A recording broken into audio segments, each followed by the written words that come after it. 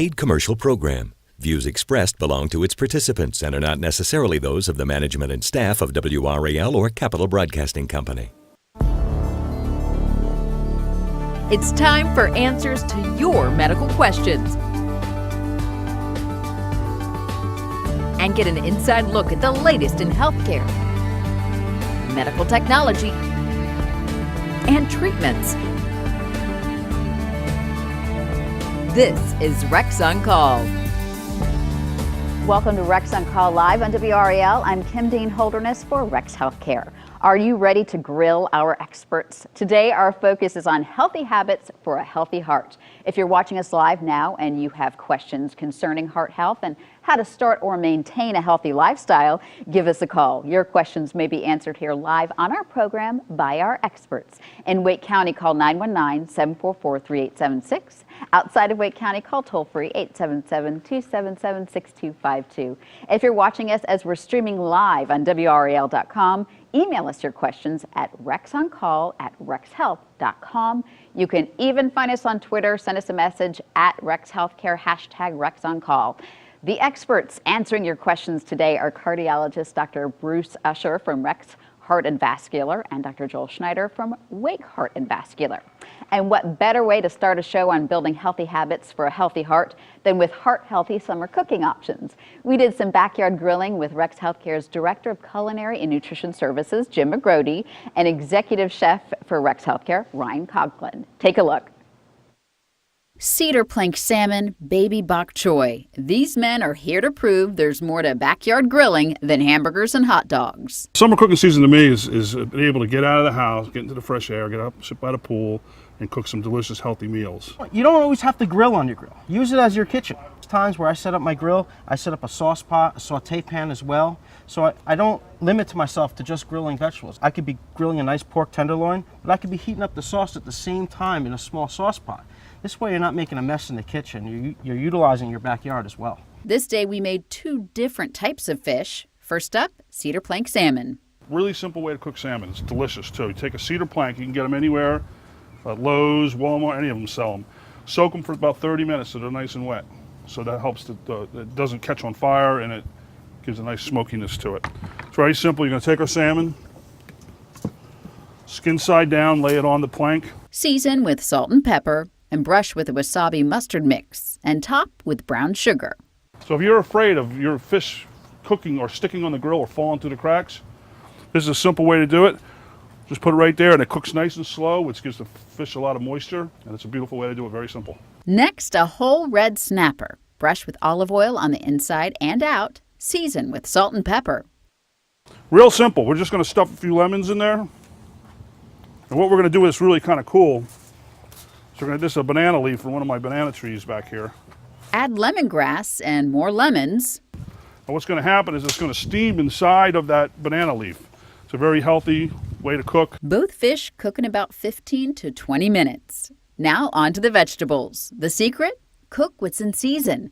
Right now, corn, bok choy, asparagus, peaches, and tomatoes.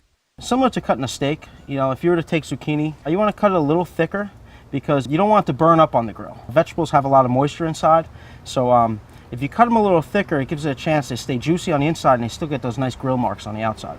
The result? Well, you'll have to taste for yourself. It was delicious and it's making me hungry all over again. You can find these recipes and other great cooking ideas at rexhealthblog.com. Now, food is certainly a big part of heart health, and joining us now are cardiologists Dr. Bruce Usher and Joel Schneider. What roles do you see diet playing in preventing heart disease? Well, very important, particularly when you have other underlying diseases such as diabetes and high cholesterol. Good heart healthy diet, low in fats, lots of fruits and vegetables will go a long way to assuring that you're going to stay healthy, potentially prevent some heart disease, and certainly control some of the other diseases that you might be having. So then what are the most important lifestyle changes that you would see to help prevent heart disease from even starting? What do you think? Well, it's not complicated. People need to be active, walking, moving around, And then eating healthy. I mean, you showed a picture of some salmon, which is probably one of the most healthiest fishes one can eat, but any kind of vegetables, staying away from meats and dairy products. And of course, not smoking is another key feature of keeping your heart healthy. So do you tell your patients to stay away from things like a lot of red meat or a lot of dairy? Yeah, I like more the baked white meats and fish as opposed to pork, beef, where we, unfortunately we live in an area where there's a fast food restaurant on every corner. So it's hard and people are busy, but it doesn't take a lot to really prepare some good healthy foods with lots of taste. But I do stay away from the red meats and pork and use those more on special occasions. Okay, and I know in Eastern North Carolina especially, you guys are putting out some efforts to help that population where heart disease is probably higher than it is here in Wake County. So tell us what you guys are doing out there. Well, I mean, the group covers a huge area in Eastern North Carolina. We have offices everywhere from Clinton, North Carolina, Goldsboro, Wilson, Granville, all over the East. And what you say is very true, that heart disease, it's almost a belt of coronary artery disease in Eastern North Carolina. And a lot of reasons for that. One is the history with smoking, but also a lot of barbecue, fatty foods, fried foods are eaten there, and hereditary as well. So we are concentrating a lot of our efforts on Eastern North Carolina to try to improve the basic health. Okay. And what role, I mean, you talk about genetics. It certainly runs in my family, and I exercise like a crazy person, and I eat right, but I still have high cholesterol. How is that? It's not fair. Well, it's not. And it's frustrating for a lot of people. There are a lot of modifiable risk factors that we address with our patients every day, from smoking, diet, exercise, eating, cholesterol, and addressing that. The one thing that we have no control over right now is our genetics. So people who do have a strong family history of early heart disease, generally in their 50s, less than 60, are at a higher risk, and we want to even be more vigilant with regards to preventing and managing their modifiable risk factors, because it can be frustrating. So people with a genetic risk factor, at what point do they need to start monitoring, and what do they need to start monitoring early on? Well, we've tried for a long time to identify who's at risk, and we know certain patient populations are at risk. People who have family history, patients who have diabetes, obesity can be a risk factor. So you can look at it two ways. You can try to identify those people who are at risk and concentrate on that, or you can look at a population as a whole, like everybody try to do better. Right. And we take both approaches, but surely looking at people who have a strong family history, diabetics, obesity, and smokers are the key group that needs to alter their habits now. But do I need to do anything differently? I mean, at my age, having high cholesterol, I mean, at some point, do I need to do anything differently? Just making sure you see your doctor regularly, having your cholesterol defined. And I think one of the most important things is just patient awareness and making sure they're aware of what their heart risk is. So knowing your cholesterol, knowing what your blood pressure is, particularly if you do have some other risk factors, is very important that you can bring to your doctor. And then, depending upon that, might warrant a referral to a specialist. Okay. There's multiple ways you can calculate your risk. There's what's called a Framingham score, and I bet if you go to one of our websites, you can actually punch in your numbers, your age, your sex, your cholesterol level, your blood pressure, and you can find out exactly what your risk is, whether it's a 1% risk over a year, or 2% risk, or 10% risk. And then your doctor or yourself can decide what to do about it. Well, now but that I can't imagine your risk is that high. Well, you never know. And now that I have my personal questions answered, stay with us. We're back after the break to answer your questions in Wake County. Give us a call at 919-744-3876. Outside of Wake County, call toll-free 877-277-6252. You're watching Rex on Call. Stay with us.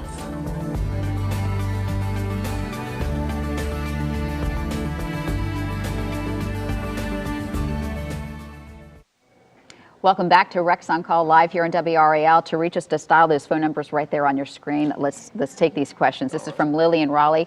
High blood pressure, what can she do to control it without medication? A lot of things. Exercise and watching what you eat, what we've talked about already with good diet, and particularly watching your salt intake. But I tell everybody if they can get out 20, 30 minutes, 4 or 5 days a week and just walk, whether it's a leisure walk or a brisk walk, and really being careful with what you put in your body, and salty foods need to be avoided. Because there was a new study, right, that even short bursts of exercise are better than absolutely nothing, right? Absolutely. Yeah, there was an interesting study that just came out looking at people who exercise 7 minutes versus the recommendation of, I think, 30 minutes a day, 5 days a week, and both groups did equally as well. Now, we're not telling people to exercise a whole lot less, but the point is that it's the inactivity, doing nothing at all, that puts you at risk. So even short walks outside, 5-10 minutes will make a difference. And that's not has hard. 5 or 10 minutes. We all have 5 or 10 And minutes. the other thing that's important to know is particularly people who are overweight are also at risk of having sleep apnea, which is really not well, it's just not thought about as much as maybe it should. It too is very common, and there's an associated elevated blood pressure that goes along with it, so it's all in one. Okay. This is from Pamela. Are heart palpitations serious? And what could be done about them? Generally not. I get multiple patients a week that ask the same thing. They're very common and most often are benign, but they're real. And I tell patients that they're not, that what they're feeling is real, but they're usually benign. Some skid beats can be related to certain stresses and types of food that you eat, but overall very common and pretty innocent. Okay. Williston from Warrington asks, what are the symptoms of congestive heart failure? How would you know if you're experiencing it? Well, congestive heart failure is a broad term. That means that the heart is not pumping enough blood to support the brain and other organs of the body. But people often notice that they have symptoms of heart failure if they get short of breath. When they do things, sometimes swelling in the legs can be an indication of heart failure, or just fatigue. Now, these are common symptoms. They can mean a lot of other things as well. But those are some of the classic signs of congestive heart failure. Okay, so something to be checked out if concerned. So Linda from Wendell, she can't lay on her right side. She'll get heart palpitations and sweating when she does. No problem laying on her left side. Is that a heart issue? Again, it goes back to the original question of palpitations, and in general, not. But if it is concerning, and actually, if you look at it, most people notice them more when they're lying on the left side, so it's kind of interesting that she noticed it more on the right side, and probably warrants at least bringing it up with her regular physician. Okay, this is Harriet from Durham. She's overweight. Will she have heart issues in the future? And she has heart palpitations frequently now, but she's overweight. Does that change the game about it being innocent? Well, you know, we've mentioned multiple times, obesity or being overweight per se is probably a risk factor, but one of the major issues is that it's a precursor for diabetes, and diabetes goes hand in hand with heart disease. You know, there's really an obesity epidemic. I mean, a third of this country is either overweight or obese, and worldwide there's a huge initiative now to deal with this obesity problem, because there's going to come a time that so many people are diabetic from obesity and develop heart disease from the combination of diabetes and obesity that it's going to be hard to turn the tides back. And so I guess my question is, is it more, can you do something without medication to prevent it even from happening? Obesity? Yeah, I mean, or a heart disease. Just practicing heart health practices, diet, exercise is so important. I mean, again, we've talked about the family risk and the genetic that we're not going to be able to do anything about.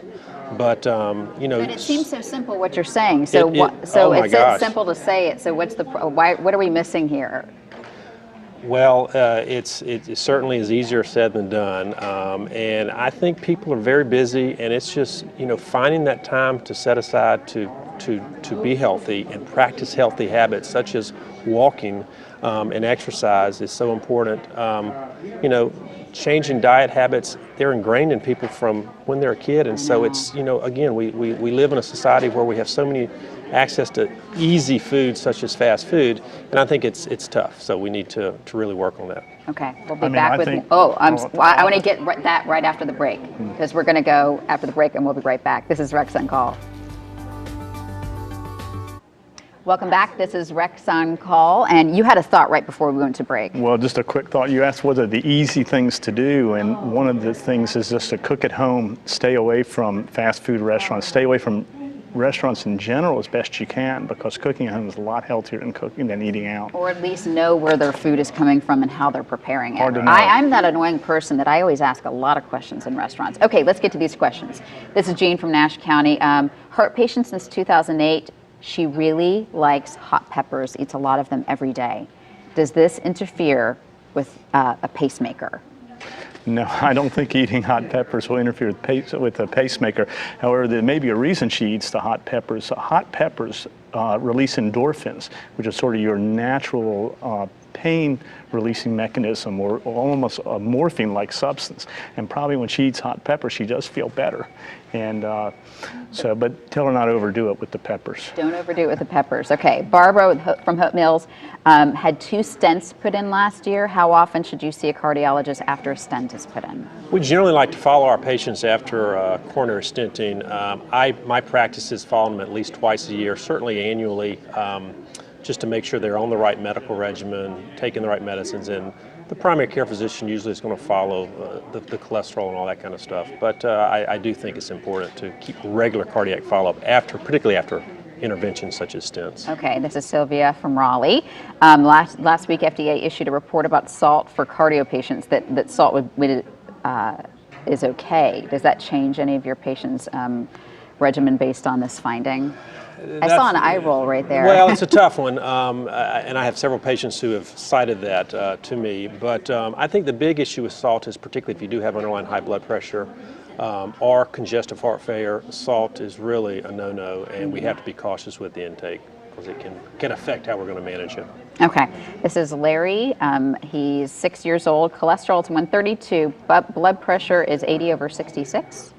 So I guess his primary care physician told him his BP was too low and he needed to go to the ER.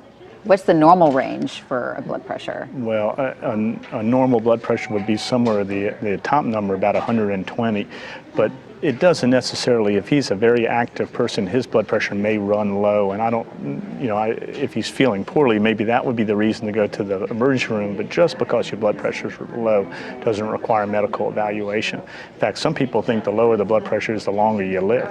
A healthier heart and a healthier body. Okay, so there's not a standard average for a 60-year-old man.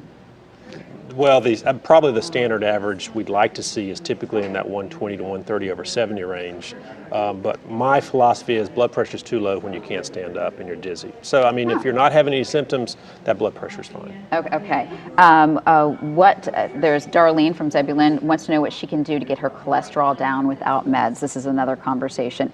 My mom, another Let's Make It Personal, went vegan to try to get her cholesterol down without meds. Have you seen that working? Without question. I mean, a vegetarian diet or a vegan diet, but even a vegetarian diet, you'll drop your cholesterol. Some people talk about red yeast rice as another alternative to statins. But again, staying away from the red meats or meats in general, staying away from the dairy products, eggs, these are sort of things that will reduce your cholesterol. Now, it should be noted that there's about a 15-20% reduction from diet. So there are people who even beyond diet will need medications, particularly if they already have established heart disease. Okay, and we're going to get, you have another thought. We got some good stuff, and we're going to have a final round of questions after this break. This is Rex on Call. Stay with us.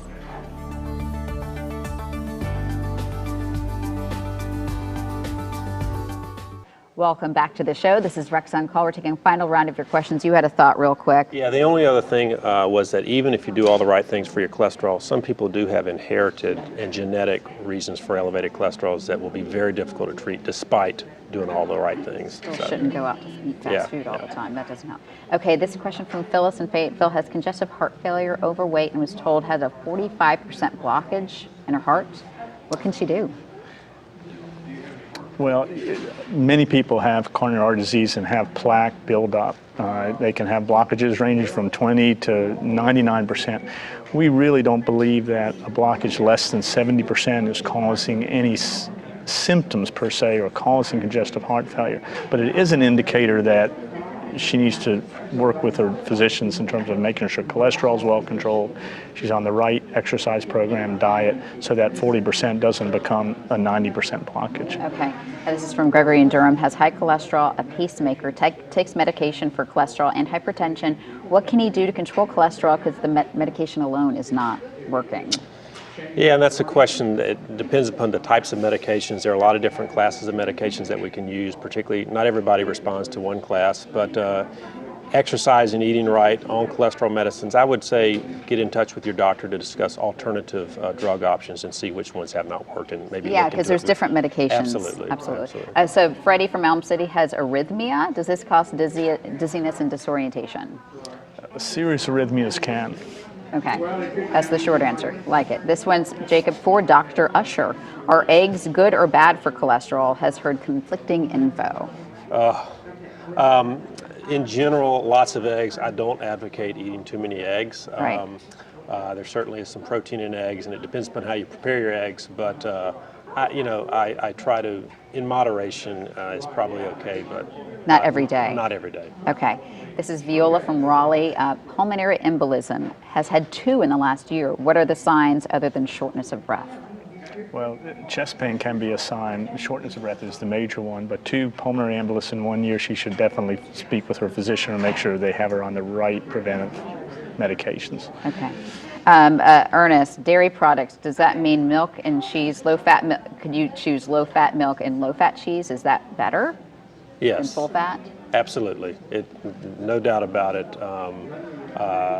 The 2%, the low fat, the skim milks, although they may not taste as good, are better than the regular milk. What about alcohol? What sort of effect does that have or impact does that have? Well, we don't encourage anybody to drink alcohol, but I think some small amounts, red wines are actually have been touted to be somewhat beneficial to you in the long run. That's what I heard. And it's okay. We certainly don't encourage people to go out and start drinking to derive those benefits, but in moderation. Okay. And what about coffee? Is that a problem in terms of certain patients? Yeah, excessive caffeine can cause a lot of problems with dizziness, arrhythmias, making your heart irritable, palpitations that the other person had mentioned. So we try to minimize the caffeine intake, particularly if you're complaining of those and you have high blood pressure. Okay, this is Carol. She has lupus and she's overweight and she has numbness in her right arm. Could that be connected to a heart issue? Well, patients with lupus have complicated medical issues, and so that would be a tough one to sort out if it's her heart or the lupus or something totally unrelated. So she should definitely go get it checked out. And because women, it's tricky, right? Our symptoms are very different. They are. They don't often present classically out of the textbook with chest tightness, pressure. Sometimes it's just shortness of breath or some fatigue, some nausea can be the early symptoms, which are really vague and can be related to a lot of other things, but we ought not to ignore them in the women. Okay, this will probably be our last question. Willie from Rollsville, he has indigestion and heartburn and he takes antacid, but he wants to know if it's when should he get it checked out to make sure it's not heart related? Well, that's a common situation, and so if he has any concerns that it might be his heart, he should get it checked out, because we do see patients who for years complain of indigestion, or even a short time complain of indigestion, and it turns out to be their heart. It may not be, but it's worth a check. Particularly if he's noted the symptoms on therapy for his heartburn that is still happening. So probably ought to have that checked out. So Willie, get that checked out. Yeah. And as always, consult with your physician about any health concerns. Thanks to our phone bank for taking all those calls. They were very busy today, and to our experts. Thank you very much, guys. Be sure to mark your calendars for our next Rex on Call Monday, August 19th. When we'll focus on healthy breathing, coping with asthma, COPD, and more. Email your questions ahead of time. Just go to WRAL.com and search Rex on Call. Until then, we'll see you next time.